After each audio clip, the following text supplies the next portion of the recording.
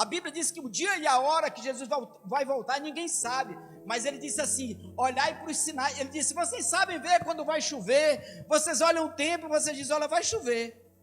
Vocês olham o tempo e não, vai fazer sol. Aí ele disse: do mesmo jeito que vocês olham para o tempo e vocês imaginam se vai chover ou se não vai chover, assim você olhem os sinais dos tempos.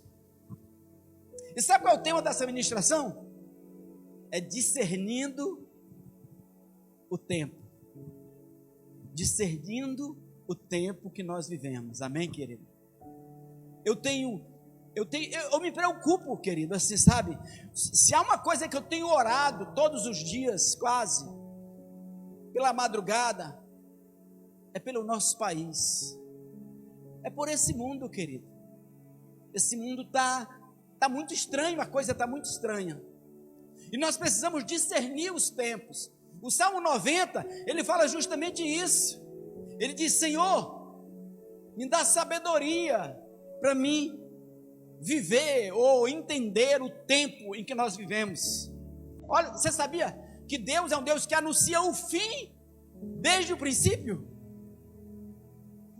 Você lê ali o Apocalipse, tem um fim. Mas ele anuncia o fim desde o princípio, provando que ele é o único Deus soberano da eternidade. Deus já sabe o que vai acontecer. Deus já conhece o futuro. Então Deus é um Deus que anuncia o fim desde o princípio. Nada é novidade para Deus. O que está acontecendo para Deus não é novidade. O que está acontecendo não é novidade. Olha lá. Olha que coisa interessante. Olha o que ele diz aqui, ó. Lembrai-vos das coisas passadas da antiguidade. Olha o conselho que ele está dando. Lembrai-vos das coisas passadas da antiguidade. Que eu sou Deus e não há outro. Eu sou Deus e não há outro semelhante a mim, que desde o princípio anuncio o que há de acontecer. Desde o princípio ele já fala o fim. Ele sabe tudo antes que aconteça. Desde o princípio anuncia o que há de acontecer. E desde a antiguidade, olha, desde a antiguidade, as coisas que ainda não sucederam.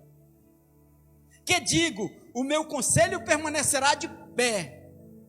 Farei toda a minha vontade. Você entendeu o que ele está dizendo aqui? Ele está dizendo justamente isso. Eu sou Deus que anuncia o fim desde o princípio. Não há outro Deus semelhante a mim, ele diz. Desde o princípio anuncio o que há de acontecer. Desde a antiguidade, as coisas que ainda não sucederam. E digo, a minha decisão permanecerá de pé.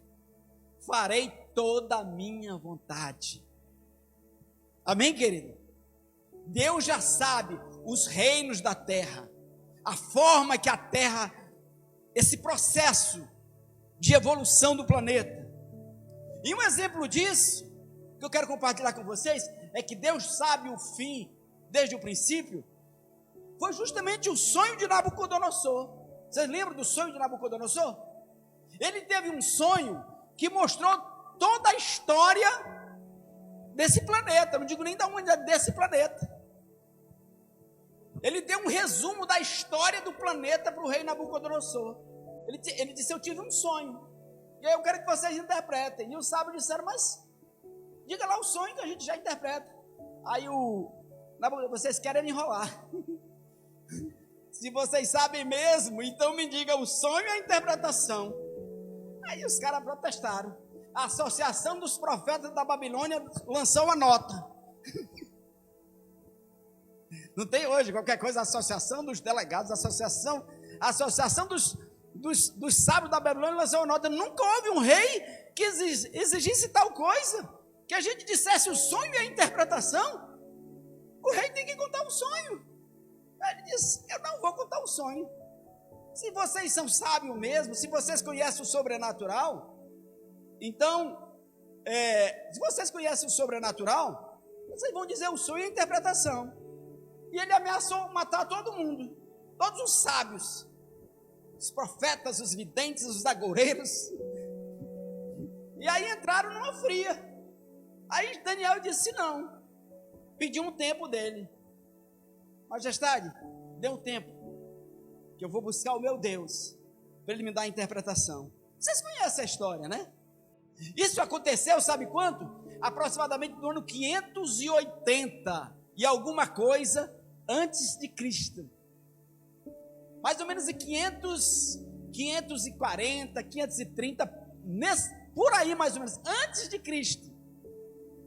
E aí, olha, tu, ó rei, olha lá o sonho.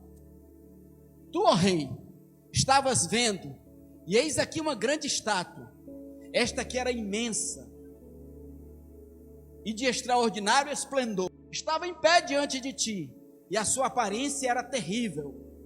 A cabeça era de fino ouro, o peito e os braços de prata, o ventre e os quadris de bronze, as pernas de ferro, os pés em parte de ferro e em parte de barro. Quando estavas olhando, olha lá essa, escuta bem essa aí. Quando estava olhando, uma pedra foi cortada sem auxílio de mãos, diga, sem auxílio de mãos. Uma pedra foi cortada, feriu a estátua nos pés de ferro e de barro e os esmiuçou. Isso fala, sabe do quê? A destruição dos reinos e dos sistemas humanos. Foi sem auxílio de mãos. Foi um ato de Deus. Foi um ato divino, sem auxílio de mãos. Então foi juntamente esmiuçado o ferro, o barro, o bronze, a prata, o ouro, os quais se fizeram como a palha das eiras no estio, e os ventos levou, e deles não se viram mais vestígios. Foi destruído todo o sistema de governo humano, sem auxílio de mãos. Mas a pedra que feriu a estátua se tornou em grande montanha e encheu toda a terra. Amém, querido? Dê um aplauso para o Senhor. A Bíblia diz que a terra se encherá do conhecimento de Deus, como as águas cobrem o mar. Aí vamos lá, Daniel deu a interpretação. Este é o sonho e também sua interpretação. Diremos ao rei. Cara, que poder, né? Que maravilha. O cara descobre o sonho que o rei teve e depois dá a interpretação. Cara, nós temos um Deus todo-poderoso que servimos. Podemos confiar nele. Podemos descansar nele, como estávamos cantando agora há pouco. Confiando em nosso Deus, no seu eterno amor, não seremos abalados. Essa música, esse louvor da Nívia Soares é marcante para muita gente. Deus não promete que nos livrará de dificuldades, mas se nós passarmos pela dificuldade, Ele estará conosco. E olha lá vai Daniel dar a interpretação. Tu, ó rei de reis, tu, ó rei de reis, a quem o Deus do céu conferiu o reino, o poder, a força e a glória, cujas mãos foram entregues os filhos dos homens, onde quer que eles habitem, e os animais do campo, e as aves do céu, para que dominasse sobre todos eles. Tu és a cabeça de ouro. Olha lá, ele começa a dar interpretação dos reinos do mundo. Tu és a cabeça de ouro. Esse sonho foi dado no tempo de Daniel. Então, a cabeça de ouro é o Império Babilônico, o Império da Babilônia, que teve como o auge o rei Nabucodonosor. Depois de ti se levantará outro reino. Vai falar de outro reino agora, inferior ao teu, um terceiro reino de bronze, o qual terá domínio sobre toda a terra. O segundo reino é aquele lá, que tem os braços de bronze, o de prata, e o outro e o peito de cobre. Esse segundo reino foi o que sucedeu Nabucodonosor, o Império Babilônico. É o Império Medo-Persa, que começou com Ciro e termina com Dario, O grande império Medo-Persa começou. Lembra que quando um dos filhos de Nabucodonosor estava lá, a escritura na parede e tal, depois, no mesmo dia, o reino dele foi derrotado e assumiu Ciro, que era um Medo. Então, o segundo reino é o Império Medo-Persa. Então, o Império Medo-Persa é o império de Ciro, daqueles reis da Babilônia, que moravam ali na Pérsia, que termina. O último rei do Império Medo-Persa é Dario III, que é derrotado por Alexandre na Batalha de Gaugamela, famoso aí no filme, onde Alexandre, com 50 mil soldados, venceu os persas com 250 mil soldados. O terceiro reino é o reino de Alexandre, é o Império Macedônico, grego, olha lá. Terceiro reino de bronze, terceiro reino de bronze, o qual terá domínio sobre toda a terra. O quarto reino será forte como ferro, pois o ferro, depois do domínio grego, o que aconteceu? Alexandre o Grande, ele morreu bem jovem, com 32 anos, e ele não deixou descendentes. O reino dele foi dividido entre os 4 generais dele, que compreendia o mundo conhecido da época. Esse é o reino de Cobre. Depois do Império Grego, da dominação grega, quem vem? Os romanos, que é o quarto império. O quarto reino será forte como o ferro, pois o ferro a tudo quebra e esmiuça. Como o ferro quebra todas as coisas, assim ele fará em pedaços e esmiuçará. Então, o quarto reino é Roma. Olha lá. Primeiro reino, Babilônia. Segundo reino, Medo-Pérsia. Terceiro reino, Grécia. Quarto reino, Roma. O Império Romano dominou o mundo. Cara, eu amo história. E tu lembra que no texto lá disse: olhem para a antiguidade, vejam a antiguidade. Agora olha lá, sabe que ano é esse aí? 530 antes de Cristo. Alexandre não tinha nem nascido. Dario Persa não tinha nem nascido. Ninguém desses caras existiu. Deus já falou que ia ser os impérios que iam surgir, o que ia acontecer. Daniel profetizou sobre isso. O quarto reino é Roma. O Império Romano dominou todo mundo conhecido. Representa as pernas de ferro. E aí o quinto reino, quanto ao que é visto dos pés e dos artelhos, olha lá, na estátua de Nabucodonosor, as pernas é o ferro, que é o Império Romano. Os pés e os dedos, que eles chamam os artelhos, é o que descendeu do Império Romano, é o que é a herança do Império Romano. São os descendentes do Império Romano, que é o chamado, que é a Europa, que é o mundo europeu, que é o Império, o mundo europeu. Olha o que ele diz: haverá nele alguma coisa da firmeza do ferro, pois como que é visto o ferro misturado com barro de lodo. Os governos, isso aí representa, sabe qual fase? A Idade Média. A Idade Média, os reinos da Europa. E o cara mais forte nesses reinos foi o Carlos Magno. Carlos Magno, ele instaurou o período medieval. Ele foi o que criou os feudalismo. E ele apoiou a igreja. Quem herdou o Império Romano? Os estados papais e a Europa. E eles se uniram. Lembra? Os pés, o barro e o ferro junto, unido. Eles se uniram. Todos os reinos da Europa se uniram. O Império Carolíngio, eu estudei essa semana, de Carlos Magno. Ele uniu a Europa. Foi o maior império europeu, Carlos Magno. E ele defendia o papado, onde eles iam. E eles unificaram a igreja. Vamos lá, o próximo. Quanto ao que é visto ferro misturado com barro de lodo, misturar-se-ão mediante casamento, mas não se ligarão um ao outro. Quem conhece a Idade Média, entre famílias, era tudo família ali. Houve uma paz meio arranjada ali na idade, porque os reis se casavam com as rainhas. A segunda esposa de Dom Pedro era da Itália.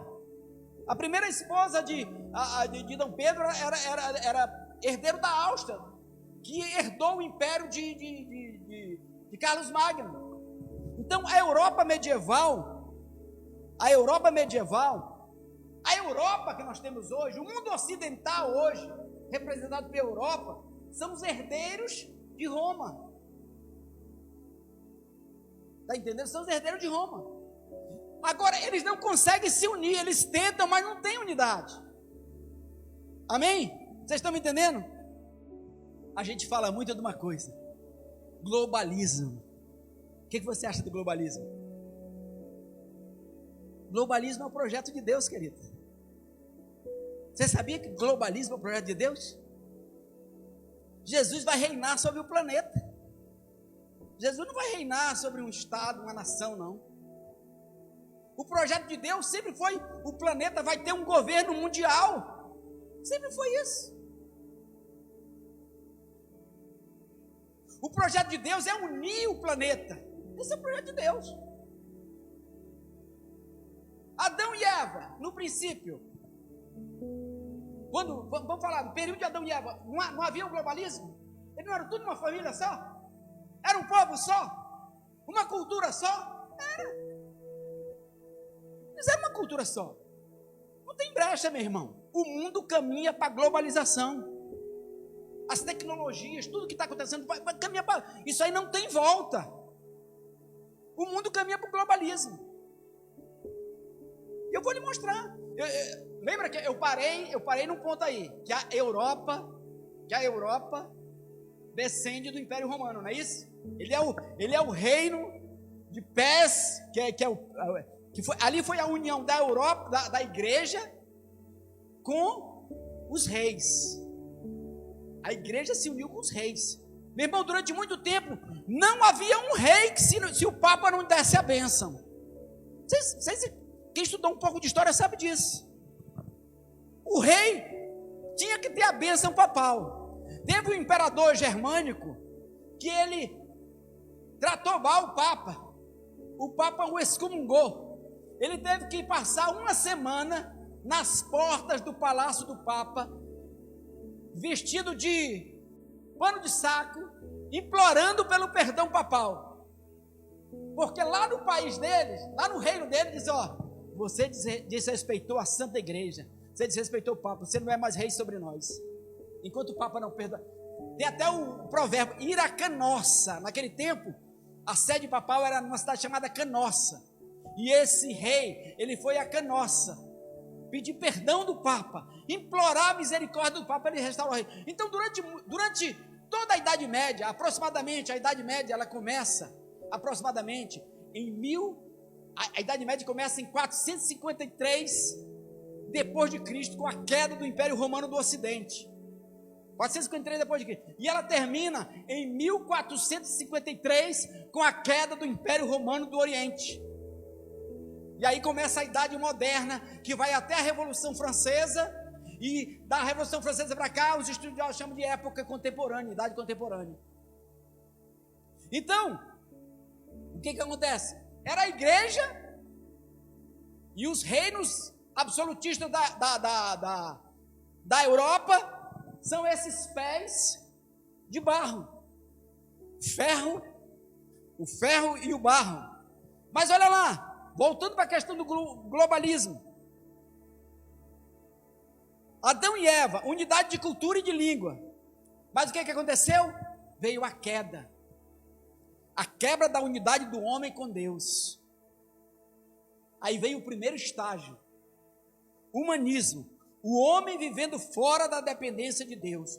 Quando houve a queda, o homem passou a viver independente de Deus. Mas o mundo era global. Era um mundo só, uma cultura só. E aí sabe o que aconteceu? Olha, diga assim: unidade é poder. Querido, unidade é poder. Jesus disse: Uma casa dividida não subsiste. Um mundo dividido não subsiste. O projeto de Deus é a unidade do planeta. Lembra lá do Apocalipse? Quem vai estar lá diante de Jesus? Diante do trono? Todos os povos, tribos, línguas e nações estarão diante do Senhor. Todos serão iguais diante de Deus. Isso é uma verdade. Unidade é poder. Com a queda, o homem adquiriu poder, mas estava caído, estava no pecado. Qual foi o resultado? O homem ia se destruir, se autodestruir. Gênesis 6, Deus olhou para a iniquidade, para o mal na terra, e viu que o homem ia se extinguir como povo. Ia ser extinta, a raça humana já estaria sido extinta. O dilúvio não foi juízo de Deus, o dilúvio foi salvação de Deus. E aí veio o dilúvio.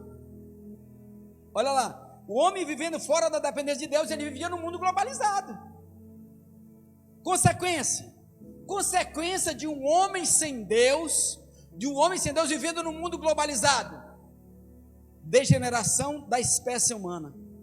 Possibilidade, autoextinção. Qual foi a solução de Deus? O dilúvio. Tendo que fazer um ajuste aqui. A Bíblia diz isso, né? Que os homens eram tão malignos ao ponto de que Deus olhou e disse: não tem jeito, a gente tem que fazer um ajuste aqui. Solução: dilúvio, proteção. Deus protegendo a espécie humana da autodestruição. E sabe o que aconteceu? Deus restabeleceu a unidade. Porque depois do dilúvio, quem é que tem? Só a família de Noé. O mundo volta a ser globalizado de novo. O mundo volta a ter somente uma cultura, uma família. De novo, restabelece a unidade, né? E aí o que acontece depois do dilúvio? Restabelecendo a unidade. Mundo globalizado de novo. Todos tinham uma só língua. Noé e seus filhos iniciaram uma nova geração. Mesma língua, mesma cultura.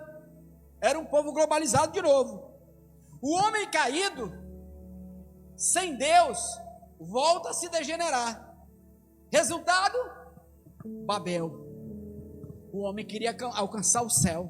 O homem disse: esse cara já destruiu uma vez a gente, já mandou um dilúvio, agora vamos construir um negócio bem alto que não tem dilúvio que dê jeito. O homem voltou a cair de novo. Solução? Deus disse: se eles estiverem unidos, ninguém pode parar ele. Vamos quebrar a unidade de novo. Confunde as línguas. E houve a Babel. Quebra da unidade, Babel, confusão. Surgimento das tribos, línguas e nações. São milhares em todo o mundo, de etnias com costumes e línguas diferentes. Deixa eu perguntar para você. Você sabe quantas línguas são faladas no Brasil? Alguém tem ideia? Estima-se que mais de 250 línguas sejam faladas no Brasil, entre indígenas, de imigração, de sinais crioulas e afro-brasileiras, além do português e de suas variedades.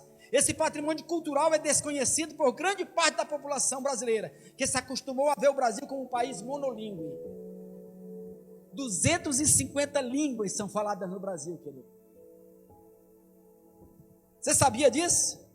Sabe quantas etnias tem no Brasil? Raças, povos diferentes. O Brasil tem 305 etnias, querido. Imagina o Brasil. Agora imagina a África, a Ásia.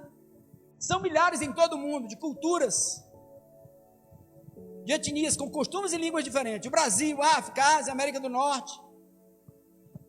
Aí vamos lá, lembra do primeiro estágio lá? Tempo de Adão e Eva. Primeiro estágio. Milhares de tribos nômades, com línguas e costumes diferentes, espalhados por todo o planeta. Foi o que aconteceu com Babel, lembra? Que eles foram espalhados por todo o mundo. Lembra? Quem lembra? Fim do globalismo. Guerras entre tribos. Disputas de... Meu irmão, enquanto o mundo for dividido em nações, nunca vai acabar a guerra. As nações, né? Eu sei que a gente defende, nós somos contra o globalismo, mas eu já estou vendo lá na frente, amém, amigos, irmãos? Se tiver nações, sempre vai ter guerra, querido. As nações são a causa das guerras. As etnias diferentes, várias, são a causa das guerras. Fim do globalismo, guerras entre tribos, disputa de territórios. As distâncias e as condições da época impediram a globalização, embora esse sempre tenha sido um anseio da humanidade. A globalização é o projeto de Deus, e é o anseio da humanidade, a globalização. Segundo estágio, você lembra? Então, o primeiro estágio foi isso, era tribos, né? Parece até aula de história, né? Eram tribos. Lá diz, lá na Babilônia, que quando ele confundiu as línguas, cada um foi para uma região e formou as tribos. Depois veio as cidades-estados, lembra? Naquele tempo não tinha nação. Roma era uma cidade. Babilônia era uma cidade. Nínive era uma cidade. Surgiram as cidades-estados. Depois essas cidades-estados se armaram, conquistaram outras cidades e apareceram os impérios. Formação dos impérios. Começaram as guerras de conquistas. Cidades-estados dominavam sobre outras cidades. Aí veio o Império Babilônico, aí veio o Império Medo-Persa, o Império Macedônico ou grego, aí veio o Império Romano, aí veio o Império Sacro-Germânico, as monarquias absolutistas, os reinos europeus com apoio papal e da Igreja Romana. E o resultado da decadência do Império Romano, depois da decadência do Império, veio o surgimento do poder papal. Aí depois das cidades-estados, veio uma nova ordem mundial, os impérios. Depois dos impérios, veio uma nova ordem mundial. Em 1789, uma nova ordem mundial se inaugurou no mundo. Surgimento das repúblicas. Olha, até a Revolução Francesa, os reinos eram reinos absolutistas. Eram os reinos, reino de Portugal, reino da Espanha, reino da Áustria, reino da Inglaterra, era eles que governavam o mundo. O sistema era o feudalismo. Os reis, eles tinham senhores feudais que produziam a alimentação e garantiam a defesa dos direitos do rei. Em 1789, com a Revolução Francesa, com a criação dos Estados Unidos, começou uma nova ordem mundial. As monarquias começaram a ser substituídas por repúblicas. Os Estados Unidos se tornou independente em 1776, mas a Guerra da Independência só terminou em 1784.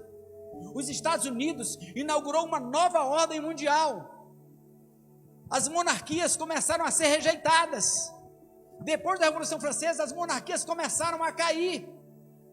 E caíram quase todas. E hoje as monarquias que existem, elas não governam, elas não têm poder nenhum. Isso é um bibelô ali. Por quê? Começou uma nova ordem mundial. Agora a república. Agora os três poderes: executivo, legislativo e judiciário. Agora senadores e deputados. Agora o povo que vota. Começou a nova ordem mundial. E todo mundo queria imitar os Estados Unidos. Todo mundo queria imitar a nação americana. Você sabia que o Brasil teve um período que eles mudaram o nome do Brasil para Estados Unidos do Brasil, para ficar parecido com os Estados Unidos? E aí começou esse regime presidencialista, Senado, Judiciário. Foi uma nova ordem mundial que começou, querido.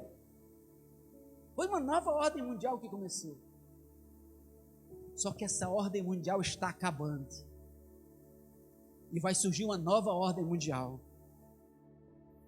Quarto estágio: nascimento dos Estados Unidos da América, Primeira República Moderna, Revolução Francesa, nova ordem mundial, fim das monarquias absolutistas, perda do poder do papado. Lembra? O papado perdeu o poder. A igreja tinha um poder tremendo, querido. Ela mandava torturar as pessoas, perdeu o poder, perda do poder do papado. Repúblicas, democracia, separação entre os poderes, começou a nova ordem mundial. Aí apareceu o comunismo. E nós caminhamos agora para isso, para a volta de um mundo globalizado, novas tecnologias. O mundo caminha para uma nova ordem mundial. É uma nova ordem mundial, querido. Acontece alguma coisa lá no Japão, a gente já sabe aqui hoje. Um terremoto, o mundo está globalizado. Só que, deixa eu dizer uma coisa. Os homens nunca vão conseguir implantar uma ordem mundial. Mas eles vão tentar. E essa é a tentativa do anticristo. As tribos nômades. O globalismo é o projeto de Deus e o anticristo sabe disso. E o único que pode unir e vai unir o mundo é Jesus Cristo. Você lembra? Uma pedra sem auxílio de mãos humanas destruiu a estrutura mundial que existia. É o único que pode unir e vai unir o mundo é Jesus Cristo. Mas antes disso, o diabo tentará colocar o mundo contra Deus através do anticristo. Mas eles nunca vão conseguir se unir. E o diabo sempre utiliza uma verdade e a deturpa e a distorce. A solução de Deus, ou o método de Deus, vezes a solução do homem. Você está entendendo como o mundo tem uma história e tem uma sequência? E Deus está no controle de tudo isso, querido. E tudo que Deus estabeleceu que vai acontecer, vai acontecer.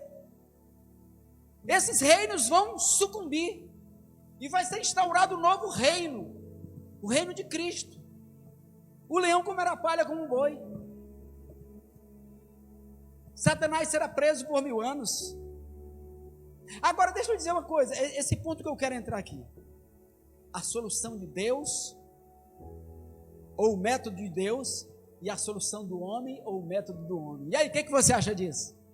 Quem é que vai resolver o problema do mundo? É Deus ou é o homem? Nós humanos podemos resolver o problema do mundo? Nós podemos resolver o problema do mundo através da política? Não vamos, querido. Não tem. Só Deus pode resolver o problema do homem. Mas sempre vai ser isso, a solução de Deus, o método de Deus ou a solução do homem. Querido, eu vi as manifestações hoje. Eu defendo os valores cristãos. Eu admiro lá o pastor que esteve lá ministrando. Eu não sou contra a cidadania, está entendendo, irmãos? Cidadania, exercer a cidadania, defender o que é, defender os nossos valores. Eu até sou contra partidarismo, sabia, querido? Porque nós, como cristãos, não temos que ter partido, não. Nosso partido é Cristo. Ou então o Brasil. Meu partido é o Brasil e Cristo. O que a gente tem que defender são os princípios e valores cristãos. Então eu não sou contra, não, querido. Eu sou a favor, as pessoas me conhecem aqui, a gente conversa no particular. Mas não se iluda, a solução do planeta, a solução do Brasil não vai partir de homem, não depende de homem, vai depender de Deus. Talvez você orar pela madrugada, de coração sincero pelo Brasil, é mais eficaz do que você estar esbravejando, gritando, clamando ódio na internet. Vai ser mais eficaz. Porque a solução de Deus, querido, não é a solução do homem. Olha, essas passagens, querido, Deus me deu nesses dias, de madrugada, eu buscando direção de Deus. Agora vamos lá. Qual que você prefere? Jesus ou Barrabás? Você pensa, querido, na Bíblia não tem nada por acaso não, querido. Jesus ou Barrabás? Qual é a sua escolha? Jesus é a solução de Deus. Barrabás é a solução do homem. Qual que você prefere, Jesus ou Barrabás? Você sabe o que significa Barrabás? Barrabás, filho do pai. Você sabia que Barrabás é um tipo de solução para a humanidade? Você sabia que Barrabás não era um ladrão, um assassino comum? Você sabia disso? Barrabás não era um ladrão. Por que você acha que o povo logo gritou Barrabás, Barrabás? Barrabás era uma figura conhecida, querido. Barrabás era um zelote. Ele era um revoltoso. Ele atacou uma esquadra romana, uma legião de soldados romanos. Eles assaltavam e roubavam para causa. Você lembra que isso já aconteceu no Brasil? Que pessoas faziam assaltos a bancos para causa deles? Barrabás não era um ladrão comum. E eu provo na Bíblia, está lá em Marcos 15, 7. Aí eu pergunto, você é Jesus ou Barrabás? Você é um cristão ou você é um zelote? Você acredita na solução de Deus ou na solução do homem? Havia um chamado Barrabás. Barrabás significa filho do pai. O que significa? Qual era um dos nomes de Jesus? Filho do pai. Não é interessante isso? Que colocaram um filho do pai contra o filho do pai, para o povo fazer a escolha. Havia um chamado Barrabás, preso com amotinadores. Olha, para procurar a origem no grego lá, amotinador era rebeldes. Ele era zelote. Ele era um revolucionário. Ele assaltava e fazia coisas para causa. Barrabás, do aramaico Bar-Abas, filho do pai, nasceu na cidade de Jaffa, ao sul da Judéia. Foi contemporâneo de Jesus Cristo. Diz que ele era um rebelde, que era contra a dominação romana. O povo judeu era explorado por Roma, querido. Ele era, não era, querido? Ele era explorado por Roma, isso é verdade. Você sabia que há vários estudiosos dizem que Judas era um zelote também? De acordo com alguns estudiosos, Judas de Iscariotes teria sido membro da seita dos zelotes, no quadro de um messianismo político do primeiro século. Estaria convencido de que ele, com todo o seu poder, que Jesus, com todo o seu poder, concretizaria a chegada do reino tão desejado por Israel. Mas com o tempo, teria começado a sentir-se desiludido, porque Jesus não teria correspondido aos seus ideais e expectativas. Desencantado com Jesus, teria entregue ao Sinédrio para assim unir o povo judeu numa revolta contra Roma e desencadear o estabelecimento imediato do reino de Deus. Já vi vários estudiosos dizer que Judas era um revoltoso. Meu irmão, vamos se colocar na posição de Jesus. Você vê Jesus falando politicamente do Império Romano? Quando foi pagar imposto lá, era um imposto. Ele até falou, esse imposto não é justo. Dai a César o que é de César e a Deus o que é de Deus. Por que Jesus não cacetou o Império Romano, querido? Nós somos perseguidos. Por que Jesus, quando confrontado com Pilatos, não falou, poxa, não, Pilatos, é o seguinte, cara, eu estou sendo condenado justamente. Sabe o que ele disse? O meu reino não é deste mundo. As armas da nossa milícia não são carnais, mas são poderosas em Deus. Eu pergunto, Jesus era um alienado? Jesus era covarde? Ele não falava contra o Império Romano por covardia? Ou Jesus era um alienado, inculto, que não sabia das coisas que estavam acontecendo em Israel? Não sabia da exploração? O que vocês acham?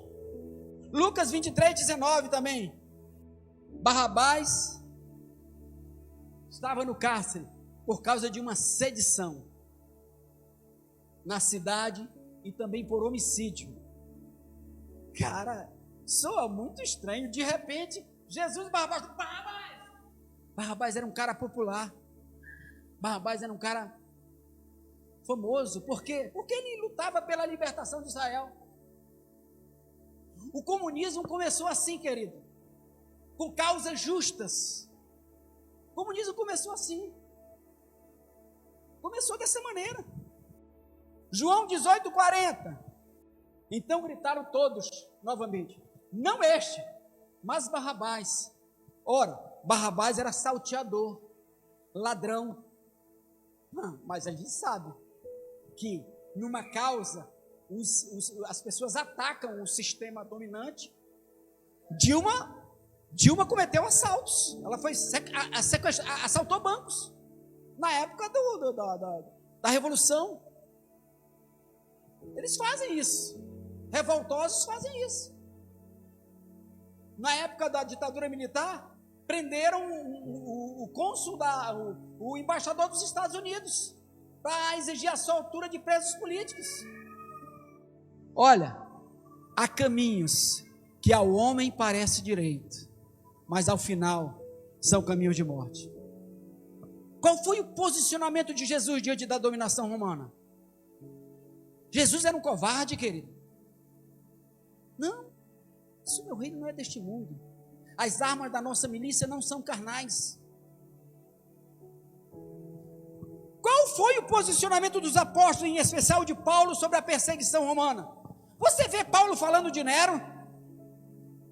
Nero, aquela peste, Nero, aquele desgraçado, Nero, aquele mal. Você vê isso na Bíblia?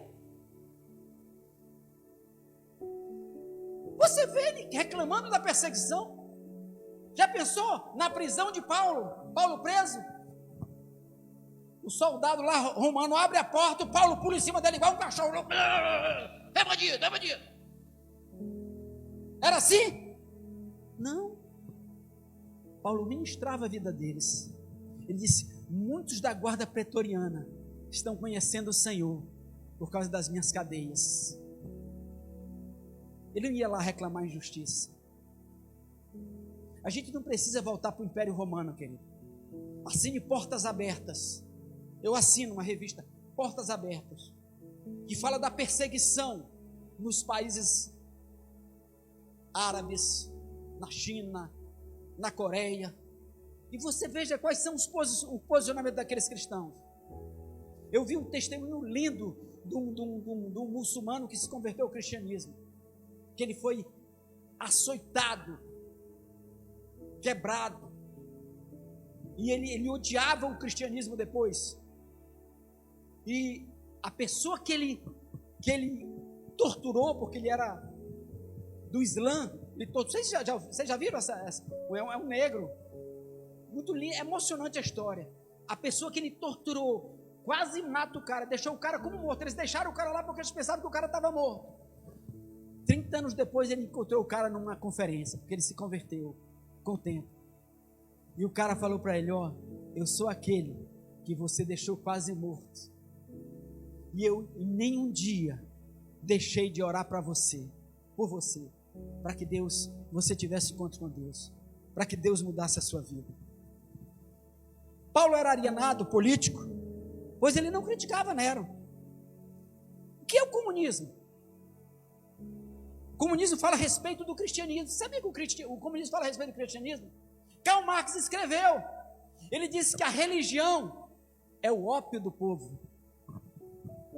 Que a religião faz o povo, engana o povo, para o povo concordar com a classe dominante. Então, o Marx diz isso: a religião é o ópio do povo. Eu pergunto, Marx tinha razão? Jesus estava a serviço da dominação romana? Por que ele não falava de Roma? Jesus era um alienado político? Jesus era um covarde? Tinha medo do Império Romano, pois ele não o atacava? Cristianismo e ativismo político, vou falar aqui, não combina, querido. Você sabia o que é a religião? O que o comunismo fala da religião?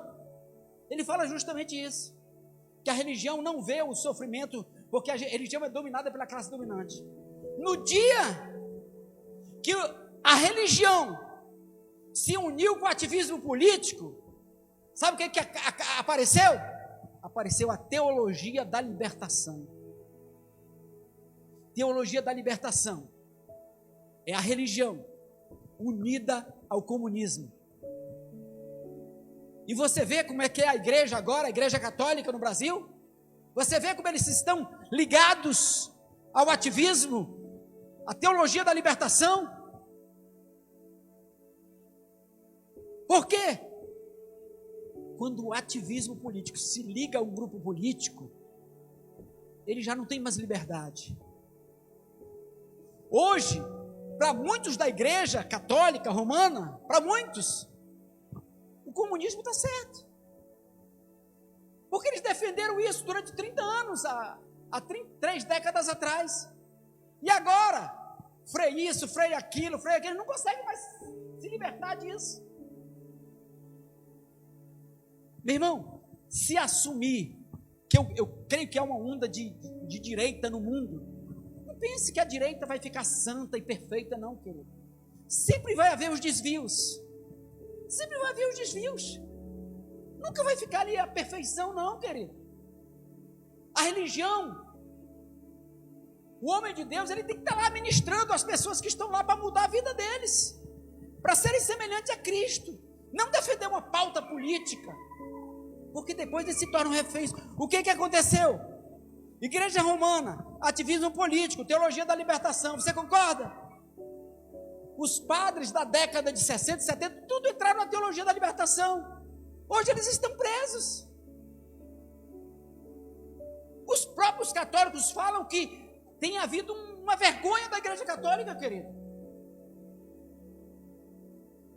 Por quê? Porque se uniram com a política. Igreja Romana, ativismo político hoje. Você concorda? As coisas mudaram. E agora? Em tese, a classe dominante mudou e a igreja está presa ao sistema. A solução para o mundo não está no homem. A solução para o mundo está em Cristo. Jesus está em Deus. Está em Cristo Jesus, está em Deus. Quando a igreja segue o sistema do mundo, ela muda com o mundo. Há 10 anos atrás, pastor Agno deve ser testemunho, todos nós ouvíamos aquela pregação: não, vamos conquistar os pontos chaves da nação e nós vamos mudar a nação. Só que quando a igreja chega lá, se corrompe, querido. O chefe do partido, de um partido que representa uma igreja, eu não vou dar o nome, defende tudo que está aí. O negócio deles é dinheiro, a maioria. Tem boas pessoas lá? Tem. São 242 deputados evangélicos, você sabia? 100 assinaram aquela coisa. Por quê? Porque a igreja chega lá em tal lugar, a igreja vai conquistar, não vai conquistar nada, ela vai se vender, como foi em Roma.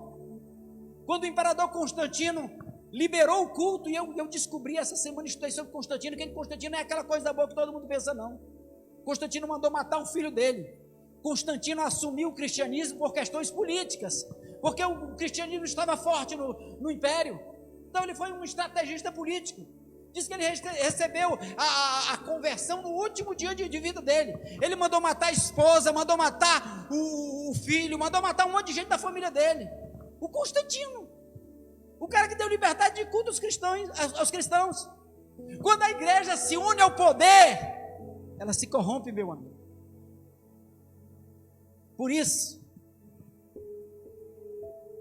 cristianismo e Império Romano, Constantino, cristianismo, teologia da libertação, comunismo. Mas a palavra de Deus não muda, ela permanece para sempre. Quem serve a Deus não muda de acordo com o mundo, porque Deus é soberano e todas as coisas acontecerão de acordo com a sua vontade. A soberania de Deus sobre os destinos do mundo é um fato biblicamente comprovado. Lembra da música? Governos, impérios, soberbas passarão. Já que eu não sei cantar. Para sempre tu permanecerás.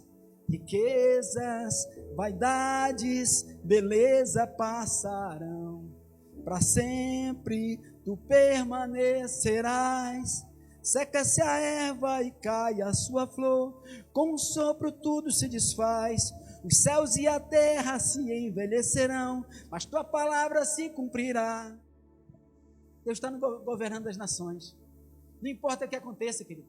A tua mão não está a tua vida não está na mão do governo. Não está na mão de fulano de tal, nem de fulano de tal, nem de fulano de tal. Tua vida está nas mãos do Senhor. A nossa vida está nas mãos de Deus. A nação brasileira está nas mãos de Deus. Levante-se para orar pela nossa nação, pelo nosso país. Portas abertas, países perseguidos. A única verdadeira arma para transformar o mundo é o amor de Deus. É a única. Que está em Cristo Jesus nosso Senhor. É o amor de Deus, e o amor de Deus se manifesta até quando discordamos dos nossos opressores e opositores. A Bíblia diz: falai a verdade e amor, querido. Quando ele expulsa um demônio, e os fariseus chegam dizendo que ele está expulsando em nome dos demônios, Tu vê como ele fala com os caras? Toda casa dividida não subsistirá. Cara, ele fala manso. Ele está questionando os caras, mas ele questiona de uma forma mansa. Se Satanás expulsa Satanás, ele diz: como subsistirá o seu reino? Ele fala numa mansidão, querido. Ele contrapõe os seus opositores de uma maneira que a gente transborda amor ali no coração dele. A Bíblia diz que a gente deve falar a verdade em amor. Como vamos ganhar as pessoas? A palavra dura suscita a ira. A palavra branda desvia o furor. É o amor de Deus. Ele se manifesta até quando discordamos dos nossos opressores ou opositores. Porque a ordem bíblica é para falarmos a verdade em amor. E sabemos que a palavra dura suscita a ira, mas a resposta branda desvia o furor. Querido, saia daqui feliz hoje, porque a tua vida, a nossa vida, o nosso país, e eu amo o meu país, e eu oro pelo meu país, e eu fico triste quando eu olho as notícias sobre o meu país. Eu fico triste, mas as circunstâncias do nosso país não podem mudar quem nós somos. Nós somos de Jesus. Nós somos o amor. Quando agredido não revidava, quando injuriado não injuriava, entregava-se àquele que julga retamente. Deus é nosso juiz, amém, querido? E eu creio firmemente. Eu fiquei emocionado com as palavras lá do pastor hoje. Está entendendo, irmãos? Eu não sou contra, não. Eu sou a favor dos valores e princípios cristãos. Deus pode fazer o impossível acontecer, mas o ódio alimenta o ódio. A vingança alimenta mais. Por isso que Jesus disse, cara, foi Jesus que falou: se o teu inimigo aí tipo uma milha, vai com ele duas. Não resistais ao perverso. Parece loucura, né, cara? Mas o reino de Deus é loucura mesmo. É loucura para os que se perdem, mas para nós que somos salvos é o poder de Deus. Você é discípulo de Jesus Cristo. Nós escolhemos Jesus.